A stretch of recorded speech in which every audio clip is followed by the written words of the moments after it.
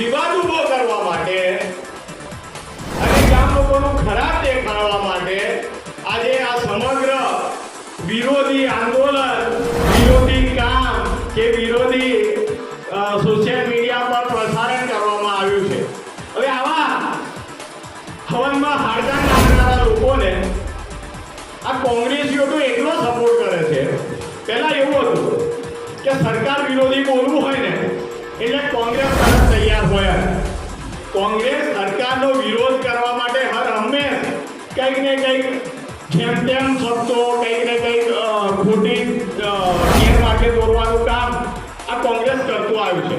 પણ હવે એમાં નવું ઉમેરાયું છે કે કોંગ્રેસથી બોલાતું નથી, અમુક જગ્યાએ મર્યાદા નડે છે, તો હવે એમને વિના લાયસન્સે સોશિયલ મીડિયા ચેનલો ચાલુ કરી દીધી કે ચેનલોના માધ્યમથી જેને જે ભાવે બોલવાનું, જે ભાવે બોલવાનું, આવું કામ અત્યારે ચાલી રહ્યું છે।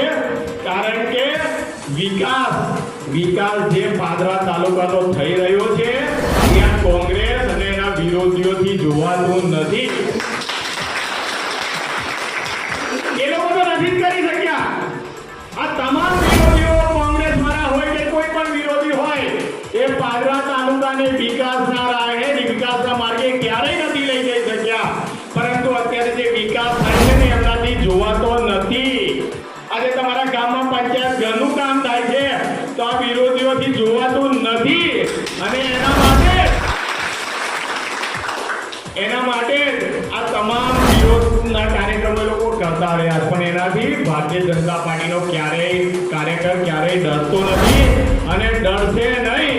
આ તમામ વિરોધીઓને જવાબ આપવા માટે હર હંમેશ અમે હાજર જ છીએ। પણ એટલું ચોક્કસથી કહી દઉં કે આ લોકોની ધમકીઓથી, આ લોકોના વિરોધથી કે આ લોકોના ષડયંત્રથી આ પાદરા તાલુકાનો અને સરસવની ગામનો વિકાસ એ ક્યારેય અટકવાનો નથી।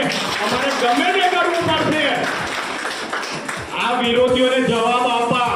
કદાચ અમે અમારા જાનથી પણ જો હાથ ધોવાના થતા હશે ને તો પણ અમે પાછા પડીશું નહીં અને પાદરા તાલુકાને વિકાસમાં અગ્રેસર રાખીશું।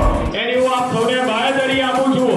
અને આજે આપ સૌ જે ગેરમાર્ગે દોરવાના ષડયંત્રો છતાં પણ હાજર થયા છો એ બદલ આપ સૌનો હું ખૂબ ઋણી છું અને હર હંમેશ સેવાના કામમાં હું આપની પાસે હાજર રહીશ એ વિશ્વાસ અપાવું છું। એ સાથે સૌને વંદે માતરમ, ભારત માતા કી જય।